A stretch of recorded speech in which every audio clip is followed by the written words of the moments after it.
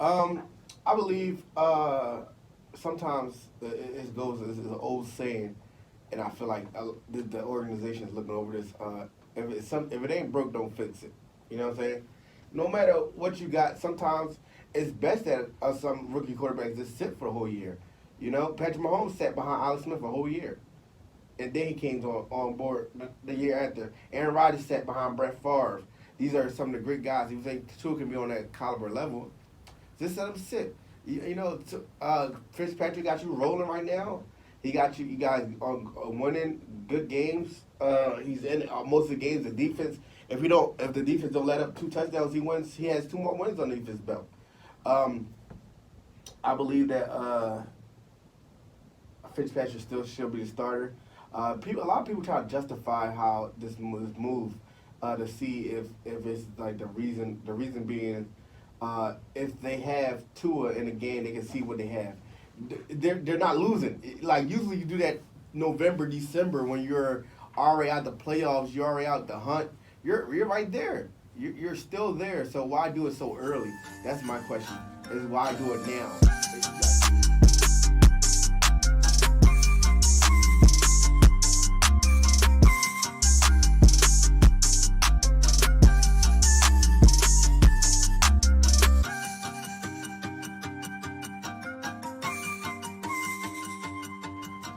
What is up, everyone? We are back for segment number two, and we're going to just stick with football this one. So, the Miami Dolphins are 3-3, and they just came off of a blowout win against the Jets. And now, surprisingly, after a pretty good game from Ryan Fitzpatrick, despite throwing a pick late in the game, they decided to go with Tua. The game's already over. Well, yeah, the game's already over, but they decided to go with Tua. They put him in first off against the Jets, and all of a sudden we get reports from Bleacher Report and ESPN saying that Tua is the new starting quarterback. So I know a lot of Miami Dolphins fans, and they have mixed emotions about it. So I want to get your perspective on it. How do you feel about it? Excuse me. I believe sometimes it goes as an old saying, and I feel like the organization is looking over this. If it ain't broke, don't fix it. You know what I'm saying? No matter what you got, sometimes it's best that some rookie quarterbacks just sit for the whole year. You know, Patrick Mahomes sat behind Alex Smith for a whole year, and then he came on board the year after. Aaron Rodgers sat behind Brett Favre. These are some of the great guys. He was like, two can be on that caliber level. Just let him sit. Fitzpatrick got you rolling right now. He got you. You guys are winning good games. He's in most of the games. The defense. If the defense don't let up two touchdowns, he wins. He has two more wins underneath his belt. I believe that Fitzpatrick still should be the starter. A lot of people try to justify how this move to see if it's like the reason. The reason being, if they have Tua in the game, they can see what they have.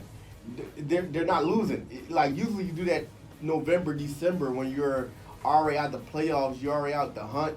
You're right there. You're still there. So why do it so early? That's my question. Is why do it now? You got to see what you got in Tua. For what? What is the reason why you got to see right now?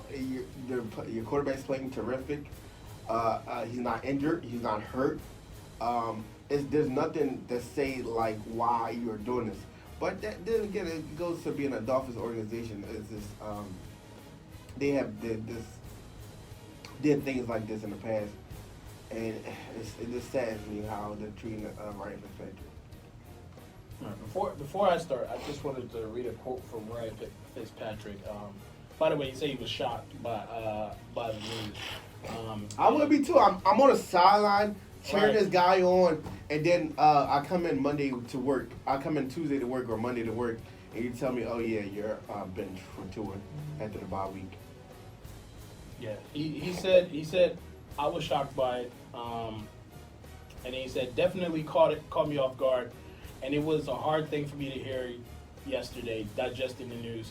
My heart just hurt all day. It was heartbreaking for me.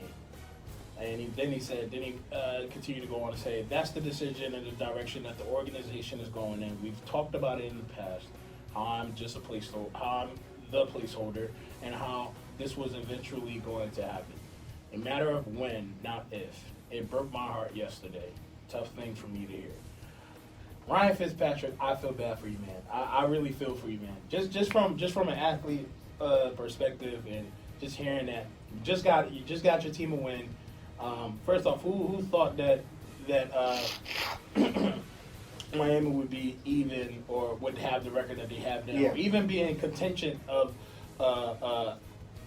probably making some coming up with making problems, making the lights hard for Buffalo and winning that division, even though I still think Buffalo is going to win that division. But they're a close second. Who would have thought they would have been in that position? I didn't. I know I didn't. I know a lot of people was saying that it would be New England, and they're still in the hunt. But Miami has surprised me. Ryan Fitzpatrick has surprised me. We call him Ryan Fitzpatrick, Ryan Fitzmagic, Ryan Fitztragic. We don't know which Ryan we're going to get. But we know if we get one, he's going to be there the whole game. However, as much as I feel for him, I don't see a problem with it. I do understand why they're doing it. The only thing that gets me is the when they're doing it. I think they just want to see sooner or later what they can get out of Tua. I also believe that they're having a bye week this week. So I think this gives Tua more than enough time to really get runs with the starting lineup. Which, by the way, I already think he's been getting reps with the starting with the one group, with the first group, since training camp. And I know he's been in film. It's given, Even Ryan Fitzpatrick said it. But I think this was I'm not gonna say a good move, but I understand the move. I'm not surprised. I'm not surprised by it. I think like Ryan Fitzpatrick said, it was just a matter of how soon it would be. Would it be before the trash can caught on fire, or would it be before or would it be, oh man, our season is done, so now let's put it into it. You feel me? I think they think that Tua is their guy. They think that they can build around him. I think they are looking at this division and saying now is the time to attack. And I think they saw the way Kansas City played against Buffalo and how they beat them, even though Buffalo's still ahead in that division. I think they're looking at this and they're saying the answer is right now. This is my only thing, right? So you believe that this is a good move, right? I think let me not say a good move. I think I'll say it's a good move. You say it's a good move, right? Mm-hmm. And other fans I have talked to said this is a good move. So if Tua loses every game from here on out, what does that prove to you? That proves he's not your guy. So what do you do next year? Depends. Here's the thing: anybody can have a bad first season, and then come back and have a better. So why rush it? First season? What do you mean? Why rush it? I think it's because of we need to win now. I think they're in that. If you're winning now, your best option right now is Fitzpatrick. If you need to win right now. No, I don't they're winning, but I think there's a difference between winning and actually competing. They're winning. Who do you think gives them the best opportunity to win every Sunday? Right now. Right now, I would say it's hard to say. It's hard. It is because you have film on one guy, you have no film on the other guy. Yeah, but you also have bad film on one guy, and you have no film about at all. This year. But I'm saying though. Here this is my point. I get it was a game against Seattle, who is, and I will say it, the best team in football right now.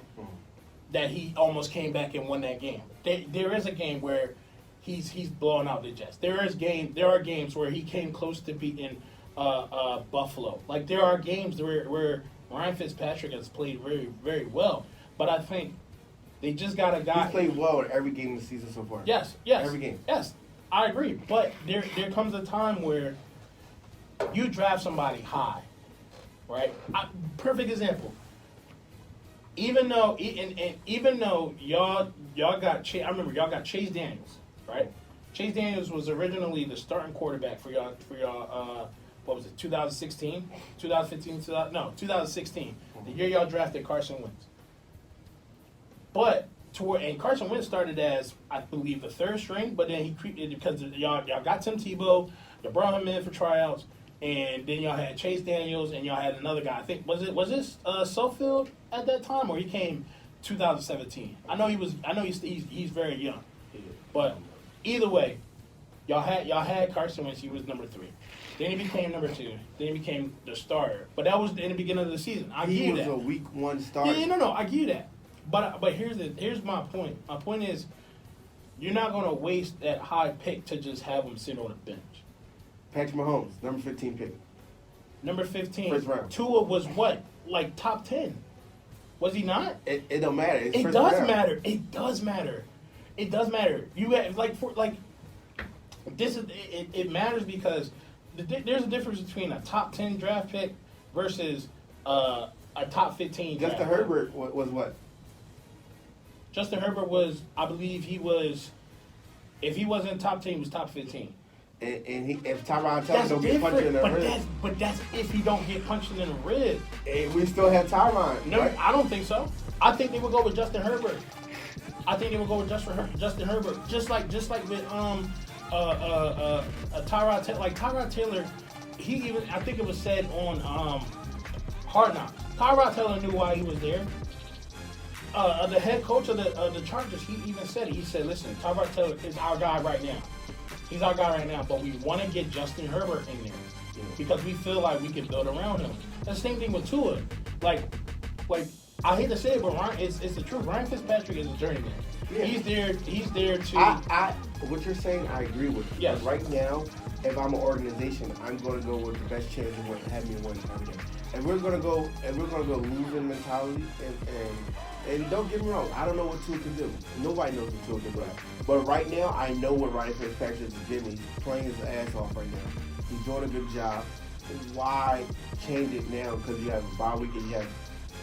You know what I'm saying? Maybe it's what here's a stretch. Maybe it's what they see in practice. Like it's really hard for us to say like, okay, the Miami organization made. I can see that in practice against my other guys, but when you go against another team, it's a whole different. You're right. But it's a risk that you have to be willing. And that's to why I take. said the Miami organization is just like the Jets. No, hell no, bro. Hell no. You cannot compare that because here's the difference. The Jets organization. Miami hired Adam Gates. The Jets hired Adam Gates. True, but which is tragic. But again, you got pieces around him. You got Devontae Parker. You got a solid running back in Jordan Howard. Like he's okay. I mean, it's not really much to say about him, but. They're getting pieces. They're actually making off-season moves to help better the team. You feel me? As compared to the Jets, their best move was Le'Veon. But what else did they give the Jets? Nobody. They literally gave away their star safety, their best player on their team. But for a lot of draft picks, which I still think the Jets won that move. Unless they botch this next draft and the draft that. Unless Trevor Lawrence say, "I'm not going to go to your team." No, not necessarily. I wouldn't. Like I said, I wouldn't. And every analyst is talking about Trevor Lawrence going to the Jets. Here's what I'm saying. And all right, since we on that topic. No, we're not going to be on that topic. No. You don't want it. You want it? Okay, fine. But here's my thing. Here's my thing. I'm just going to address it real quick, and I'm just going to go back to what I was saying. But Trevor Lawrence, I don't want them to draft Trevor Lawrence, and it's not even because, I don't want Trevor Lawrence to be a Jet. No, I think they can. I think they really have some with Sam Darnold. They're just not giving him no pieces around. It'd be different if he had a guy like Julio or a guy like if he had a guy like Deshaun Jackson. Like just give him something, you know. Like his best receiver is Robbie Anderson. Robbie Anderson is doing pretty well in Carolina, but. You got DJ Moore over there. You got, CMC not playing, but you still got him. You still got I mean, Teddy Bridgewater is also he can run with his leg, like he can use his legs. Sam Darnold's not really that mobile. Like he can run a little bit, but he's not known for being that mobile. And they're not giving him no weapons. And the best thing y'all can do is give him Le'Veon Bell, a running back who hasn't played a year, who was the best running back at one point. But you know what? I'm not even gonna get into all that because I could spend a whole day talking about it. But back to Miami, I don't. It's a move that I understand. I would have understood it a little bit more if it was week 2, or week 1, but I would have understood it if it was the Miami Dolphins they're right now they're sitting 6-4 with 6 games left in the season. I mean 4-6 with 6 games left in the season. Right. Hit to it week 10. And then let's see what we got here. He got 6 games. But here's the thing though, that's kind of putting.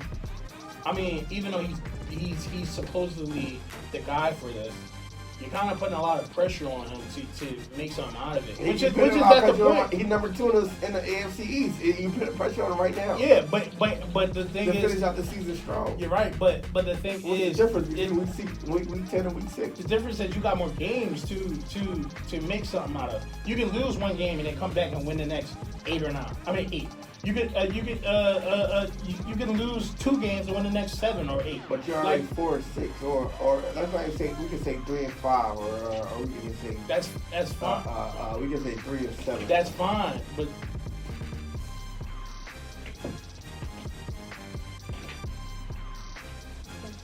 sorry about that. I'm gonna edit that out. But you can say that. You're. The point is this. Those 2 games that you end up losing, you get to 3-5. You get to 4-6. Not you're starting at 4-6. Yeah. Like we're 4-6. We got 6 more games to go. Tua, we're currently 3rd or 4th place in the league, in the division. We gotta get to 1st, or we gotta get into at least a wild card. Show us your magic. Pun fully intended, by the way. You put him in a bad spot. You feel me? Whereas you're giving him an early start. Like, listen, we're gonna get you started. By the way, we're playing against the Rams. The Rams are an okay team. They're a pretty decent team this year. You're giving him a chance to go against one of the decent teams in the league. An okay defense, and with Aaron Donald, who I think is the best defensive player in the league. And they also got, like we said earlier, Jalen Ramsey, who's arguably top 3, top 2, maybe arguably the best corner in the league, other than Stephon Gilmore. That's a great game for him. Yeah. And we will finally be able to see into what really had. Yeah. But that's just my take on it. I agree. We'll see. I don't think it's right. I don't think it's right now. I believe the move is right, but the timing right now. I agree with that. Is wrong. I agree with that. At this moment. All right. Well, let us know what y'all think. Do y'all feel like Miami rushed into starting Tua? Do you think it was a little too late? Or do you think it was a good idea? Do you think right now is the best opportunity for them to win games and compete for that number 1 spot in the division? Let us know in the comment section on what you guys think. As always, like, subscribe, follow, comment, reshare, retweet, message us. Let us know. I'm your host, Dan Corbin. We've got Drew here. This is the end of segment number 2. We're coming back with segment number 3. We're going to take a break, and we'll be back. Let's get it.